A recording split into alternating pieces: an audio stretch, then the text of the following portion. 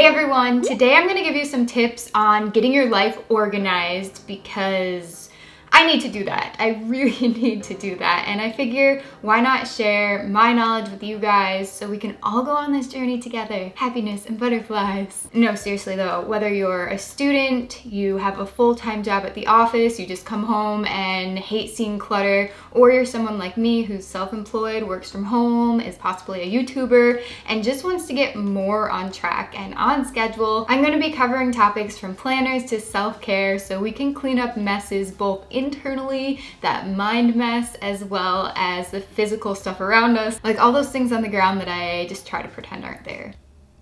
There's a noise outside. Let's just hop right into this. Number one, write stuff down somewhere, anywhere. That somewhere could be a planner, it could be a bullet journal, it could be a notebook, a plain old notebook. At the very least, you'll want to scribble the contents of your brain down on a plain piece of paper, or you can use the notes section of your phone, which actually you should be using in addition to something else. Personally, I like to see things the old-fashioned way and not just on a digital screen. It helps me, so maybe it'll help you too. But not everyone's the same, so if you only want to use your phone or your computer calendar, go for it, but I like to use this stuff. Something that's really important about planning in general is you have to be 100% honest with yourself about how much time you're actually going to be able to dedicate to planning, how much time you want to dedicate to it. Personally, I tried to keep a bullet journal and it just didn't work out too well. It's just not my personality to sit down and spend that much time plotting graphs and calendars and lines and measurements and all this stuff.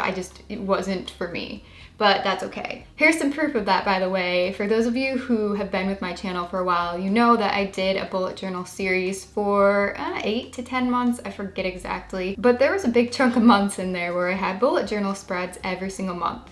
And here you can see that I would do well at the beginning, maybe the first week or two out of the month, and then it kind of went blank and I stopped. It fizzled out, my desire and my motivation. It just drained me creatively. I wanted to spend that energy somewhere else, like in a sketchbook. So recently I switched over to a planner and I've been liking that a lot more. It's easier to keep up with. There's not a huge time commitment involved. I no longer have to come up with calendar layouts and weekly spreads. It's all just right here and all in front of my face the way I like it. To keep my planner more organized, I'm going to create some custom label stickers on onlinelabels.com using the Maestro label designer. First, I'm going to choose from one of these pre-designed templates, which there are a lot of, and a bunch of different categories too. I think these planner notes labels right here are so cute, but I want to make them more custom and tweak them a bit. So I'm changing the colors, adjusting the font, resizing those check boxes on the side,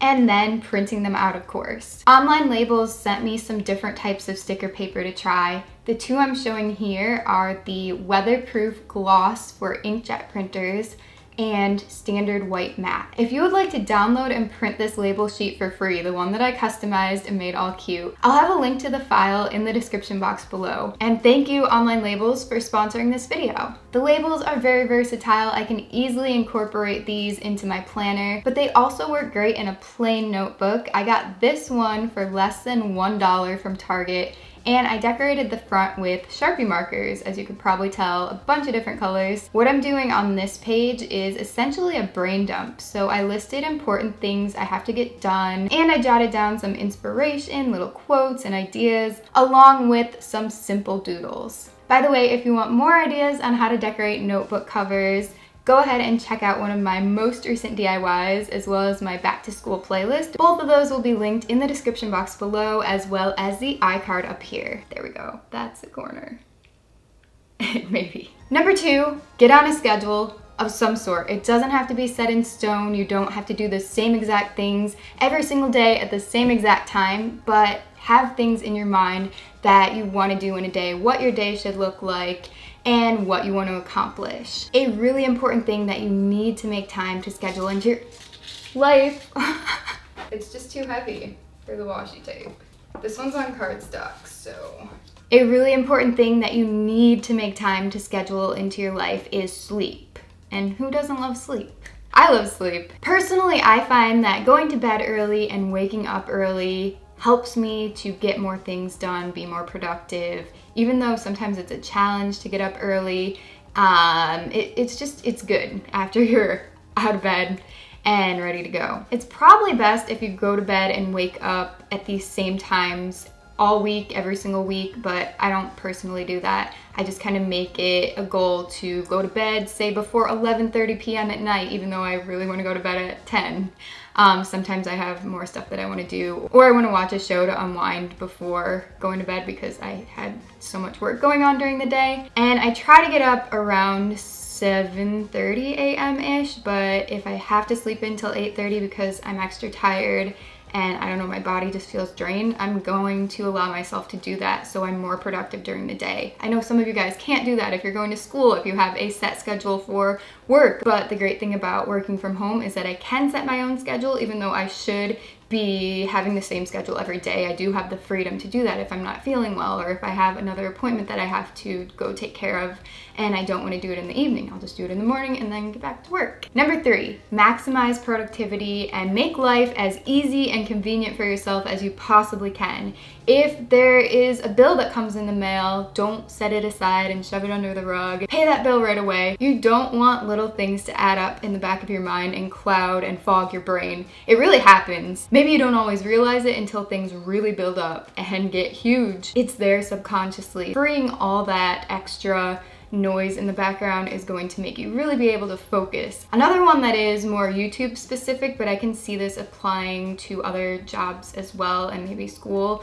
So if you have a large task at hand, say on YouTube, I have a video idea that's going to take me 50+ hours to produce from start to finish. Instead of working on that for next week and possibly missing my Friday upload, not having any content that next week, I would rather work on a shorter video, like say one that maybe takes 10 to 20 hours. 10 like never happens, unless it's a haul, I guess. But say it's Monday, I have this 20-hour idea and 50-hour idea. Start on both of them simultaneously.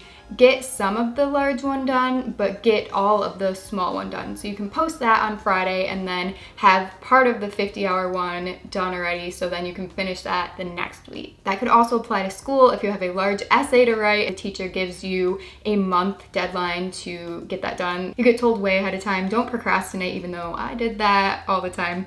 Don't do what I did. Start the essay, do a little bit at a time, and of course you'll have other small assignments to do. One of my personal tips, which comes straight from the pages of adulthood. Adulting, yay! So grocery shopping. When you go grocery shopping, if you have the money, of course, stock up on as much as you can. Fill your freezer and stock that pantry so you don't have to go back to the store as often. Or if you do have to go back to the store on a weekly basis, maybe it'll only be to get produce and very small essential things, so you don't have to spend an hour at the store that next time. And kind of related is to buy as many things online as you possibly can to save time, because weaving in and out of aisles at the store and waiting in line and just driving there and unpacking everything, I don't know, it gets to be tedious. I just started doing this, but I like to order the giant packs of toilet paper from Target and just have them shipped to me. It's a lot easier than trying to stuff them all in the cart and also have room for everything else,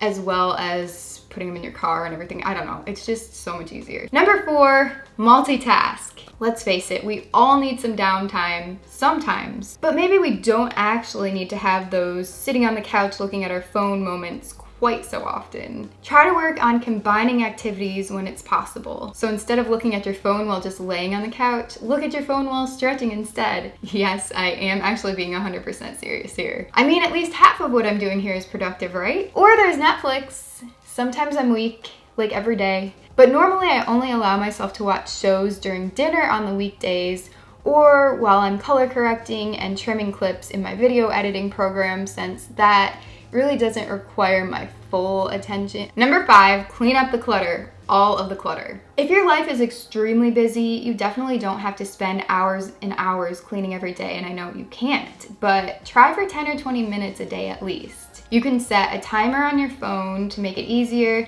and create a playlist with some of your favorite songs to give you an extra motivational push. I know it helps me when I'm listening to a really fun jam, and pretend I didn't say jam. So my bedroom, as you can see, isn't overly messy. This is because I normally do keep up with this pretty well.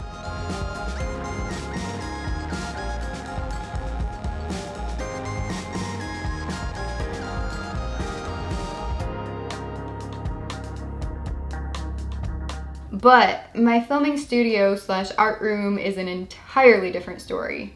This is not even something that I wanted to show you guys, but this is real life and I'm being real with you all. This is what my room looked like a few days ago. So a tip I have that's a pretty duh statement, but hey, we don't always do it, is put stuff away right after you use it. Immediately or very soon after. That way you'll never have to tackle a massive mess all at once. It'll make life so much easier. Number 6, make the most of your storage options. I just recently got this turquoise rolling cart from Michael's to put random supplies in that I either use often or plan to use in the near future, just to keep them off the ground, off my desk. And since I do have so many markers and fine liners, I like to keep those in this little ottoman here so they're close by, but again, not out in the open. I also utilize my closet space as much as I possibly can. These are some of the storage containers I keep on the shelves in there to organize my arts and crafts supplies, the ones that I don't use as often. As you can see here, I designed some labels for them. With onlinelabels.com, you can of course print from home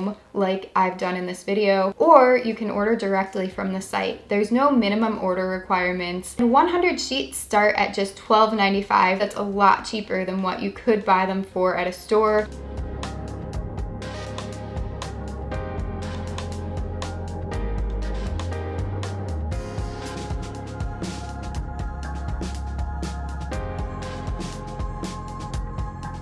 Number 7, hang things in plain sight. Yes, of course, planners and pocket calendars and cell phones are all very helpful, but if something is extra important, put a note somewhere that you'll see when you're walking around your house. A bulletin board or a dry erase board is a great option for this. Since my refrigerator isn't magnetic, I chose a bulletin board that is, so I can put really cool magnets on it.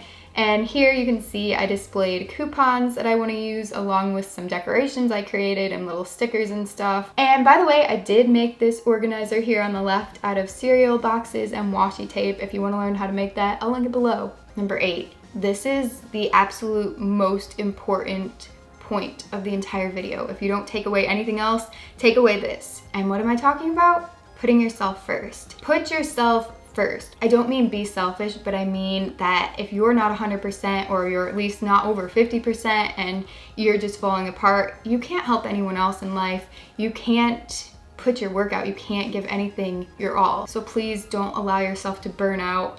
If you need a 30-minute nap, take a 30-minute nap. You need to be getting sleep. You need to be eating properly. You need to do things to unwind every once in a while and take care of your mental health and your physical health. You really owe it to yourself to stretch every week and exercise every week. Get out of the house into the fresh air and maybe, you know, sit in the sun, read a book outside. Also, if you are someone who works from home, maybe you're a YouTuber, please talk to people. Even if you're not having a hard time with anything, just talk to people. Have friends, call your family members, go join a group or something, go do yoga at a studio, because I will tell you, just sitting in this house so many days out of the week, usually by myself, I have a cat, but I don't know, it just gets kind of lonely. I'll talk to my mom on the phone most days, and I'll text my friends, and of course I'll comment to people who follow me on Twitter and Discord and,